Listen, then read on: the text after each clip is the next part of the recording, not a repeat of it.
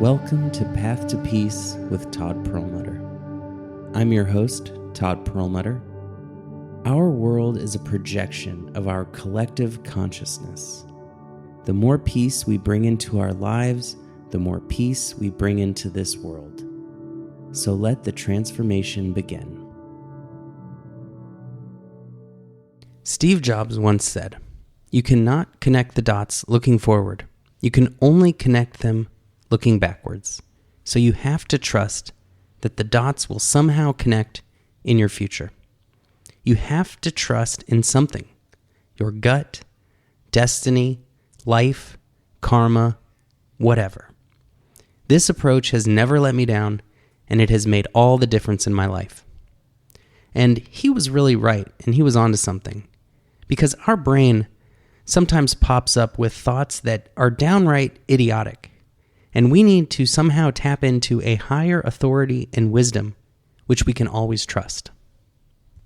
Now, this doesn't mean we look for signs and ignore common sense, but it means when we're weighing two equally good options, we've really thought about it and we're just undecided, we can trust in whatever signs the universe shows us. We can stay open to any inclination, any instinct within us, and move forward without questioning, without looking back, without any regret whatsoever. And it's really a vital way to live. And it's not just the way Steve Jobs lived, it's the way all entrepreneurs live. They don't wait for a decision to be perfect. They become habitualized to move forward, trusting that they will make mistakes. They will make choices that have negative, unforeseen consequences.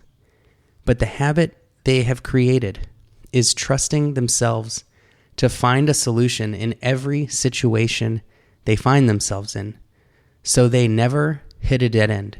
They never stop. They never quit.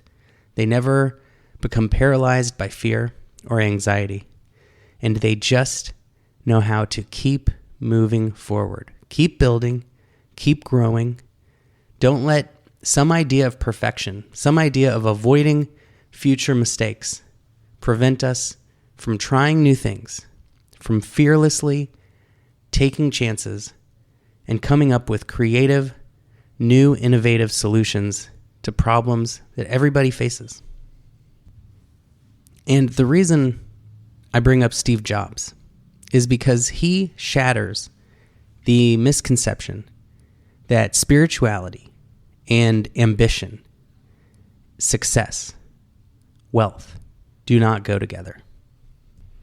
Steve Jobs was very spiritual, a Buddhist, had gone to India and learned meditation and spirituality, and largely credits his experiences and what he learned for his success.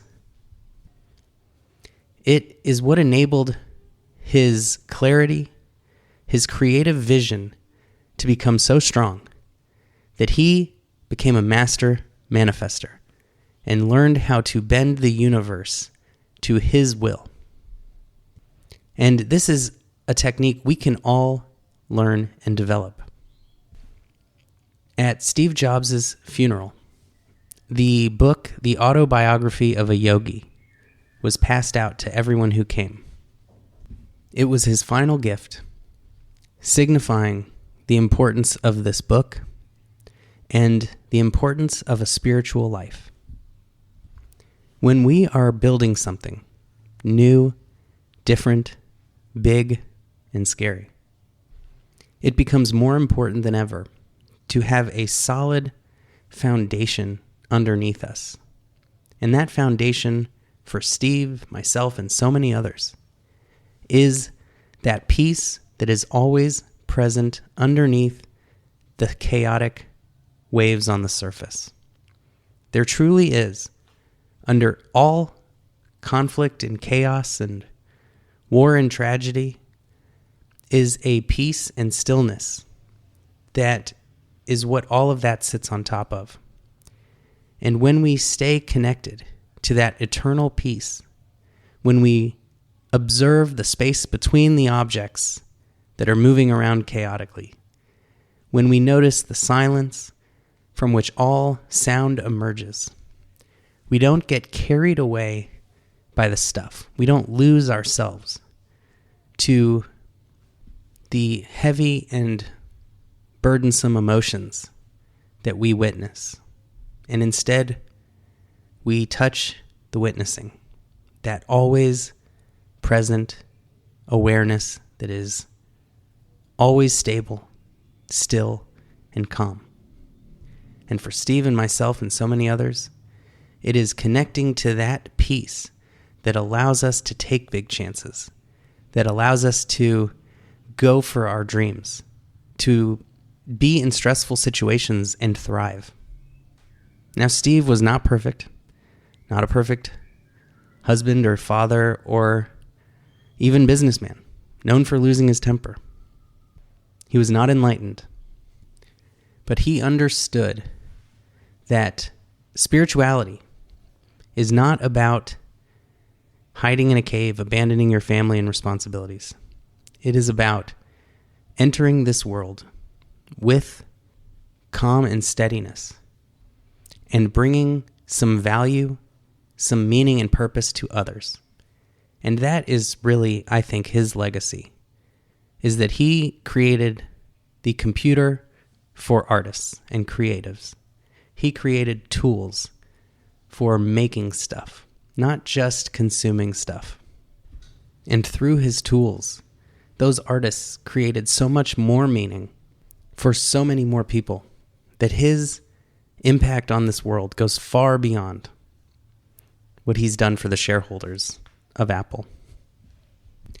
To live a life of certainty, of total confidence in your own knowledge and abilities, with 100% faith in science, is going to be a limited life because science has reached limitations.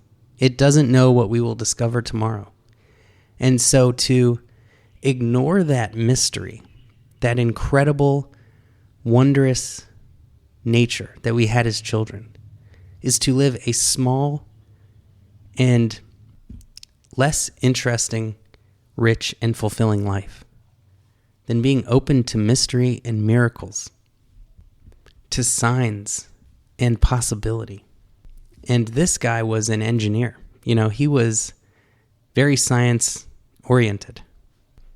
And yet he didn't try to build a faster, smarter typewriter.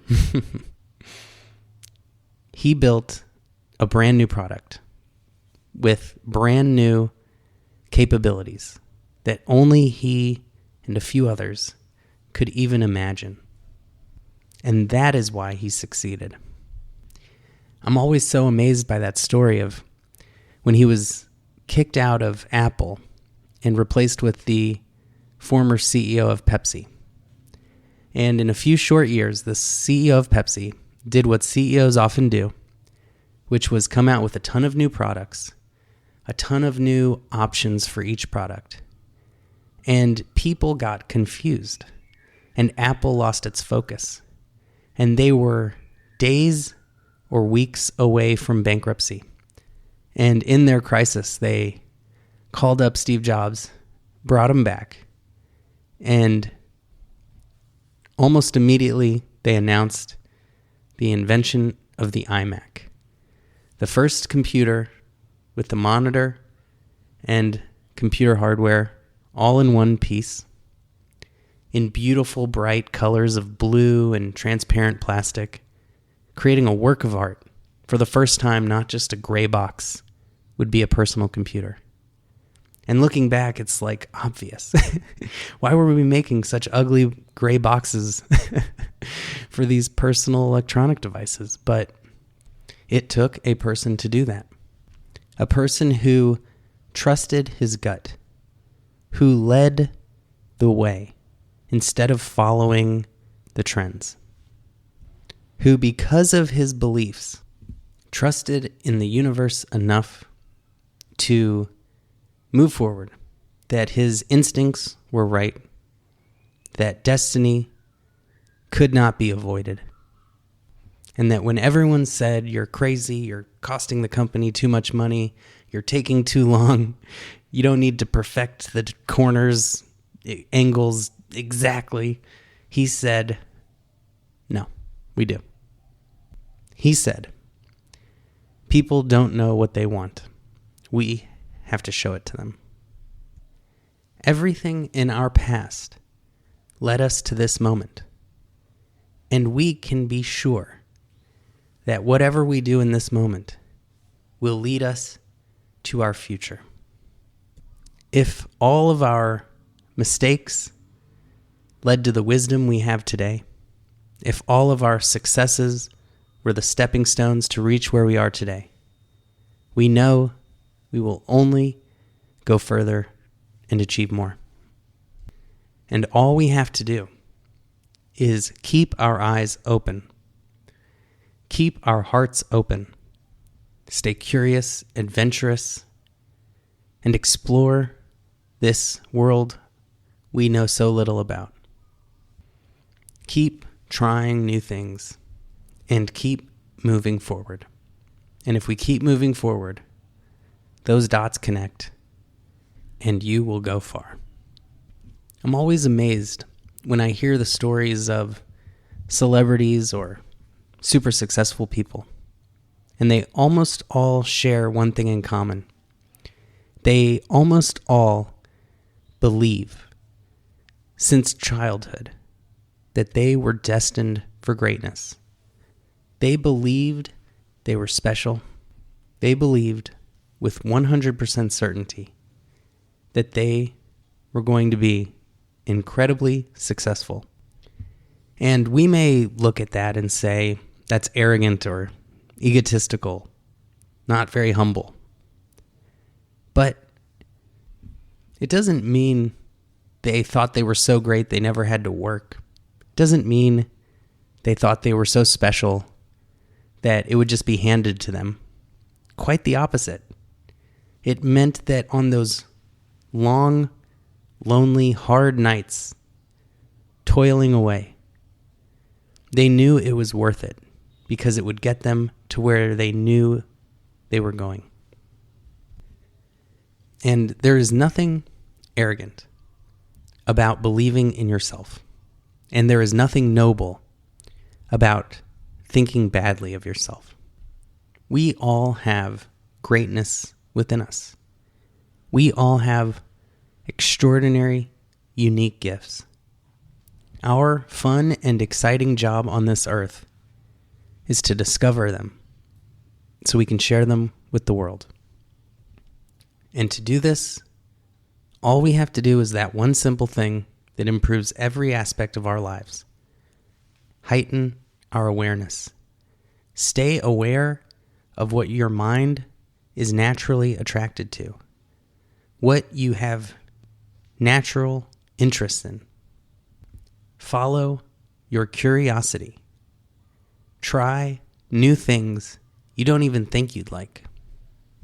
Don't be afraid to look foolish, because we all look foolish at the beginning, and the people who become great at anything aren't afraid to look foolish for months and years.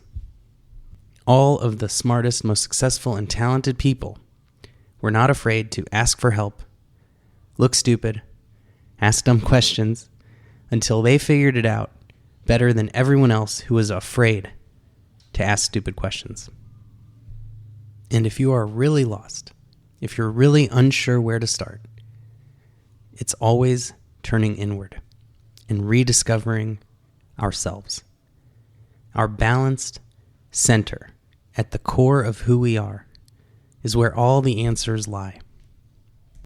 When we feel like we're being tugged in a million different directions, we lose that balanced center, and we need to rediscover it. When the mind is too chaotic, those answers cannot appear to us because our mind is blocking them with constant chaotic thinking. And when we close our eyes, we don't have to go to India. We don't have to go to a cave somewhere. We can close our eyes wherever we are, and we can spend time with ourselves, allowing that storm inside to settle. We can free ourselves from all the conditioning, all the influences of the world around us, everything we've ever heard from society, our family, and our friends. And we can start to hear that quiet whisper within us. What is it urging us to do? Which direction does it want us to go? And then we can allow the universe to speak through us. We can understand that the thoughts that we have when we are truly calm and present and communing with the present moment of this universe, that it will speak through us. Not from fear, not from external pressure, from others in our society, but our true voice and calling. Every answer appears when we stop asking and we become silent, when we start to listen instead of think. A full jug of mud cannot receive clean water. We have to empty it and we have to clean it. And this goes for our mind. We often accumulate so much junk, so much worries, fears, and suffering from the world that we can't even think straight. And we certainly can't become free from thinking. So instead of what we've been doing all our lives, constant input, constant listening, watching, reading, scrolling, it's time to sit in still silence. This is that spiritual dimension that's non-physical, that's not of space-time, that's not of this universe, that is not affected by anything in this physical dimension. It doesn't age. It doesn't change. It is the only changeless thing in this ever-changing universe. And this is where we can put our mental focus and allow it to become still. A mantra can help us go from chaotic, wild thinking to focused on one thought. Our breath can help us go beyond thought and focus on just the breath once we've been able to focus on a mantra. And then eventually, we can sit in pure stillness. And this is where wisdom lies. It will never come from thoughts, which are only words, which are only representations of reality. Low bit, lo-fi, low quality, simulated representation of this infinite universe. But when we become still, understanding, true understanding arises, not just learning facts and knowledge, which are only partially true, but a deeper understanding which sees all levels of reality at once, and we can see how to manipulate reality to achieve our goals, how to work within the laws of physics and nature, to move the chess pieces of the board around, to achieve our goals, and if they are in harmony with the world around us, if they enrich the lives of the most people in this world, the universe conspires to help us succeed, because no one wants to stand in the way of their own betterment. And people and luck and circumstances come together to make it happen. And just like we achieve in meditation, it requires deep focus, deep presence, deep clarity that comes from deep peace. Spirituality is not just for the caves, not just for the monasteries. It may have been preserved there, but it was only preserved there because it benefited the people in the cities, the workers in the farms, who supported those monasteries to maintain their wisdom and jewels that benefit the rest of us. It is not only useful for succeeding in business, for succeeding in relationships and in life in general. It's essential. It is essential that the people who are successful, the people who are powerful, understand the oneness that connects us, how we are all deeply interconnected, how what affects one person affects them and the world entire. Maintaining the awareness of the consequences of their actions and how the karma they create will come back to them. We need a more peaceful world, a more harmonious world, one that lives together, one that takes care of one another, and one that it enriches the lives of others and leaves the world a better place for our future generations. Spirituality and financial success are not mutually exclusive. And if we want to become master manifestors like Steve Jobs, if we want to change the world for the better, if we want to think different and lead the way, then we have to change our thinking fundamentally. We have to change the level of our thinking. And we can only do that by raising our consciousness. Thank you so much for listening. Thank you to everyone who has supported this podcast since the very beginning. Your support has kept these teachings and this important message free and available. And in return, I am making 4 of my books completely free to turn your life around, to turn around however you're feeling, whatever you've been going through, to be happier and more joyful and peaceful. It's called the U-Turn Book Collection, and it is available on eastwesticism.org. No matter what you are going through, there is something in that collection for you, and please be sure to share it with anyone you know and love who could use it too. Thank you so much again. Much love. Is there more to this universe than science can show us? Is there anything mystical or miraculous in the remote corners of the earth that I could see with my own 2 eyes? My newest book, Aloneness to Oneness, is that journey of discovery. From the rebellious kid who rejected it all, to the adult searching for something deeper, to the person I am today. It is all of the stories, wisdom, lessons, insights, and inspirations I gained on this adventure. If you've ever questioned, doubted, or wondered about the meaning of it all, this book is for you.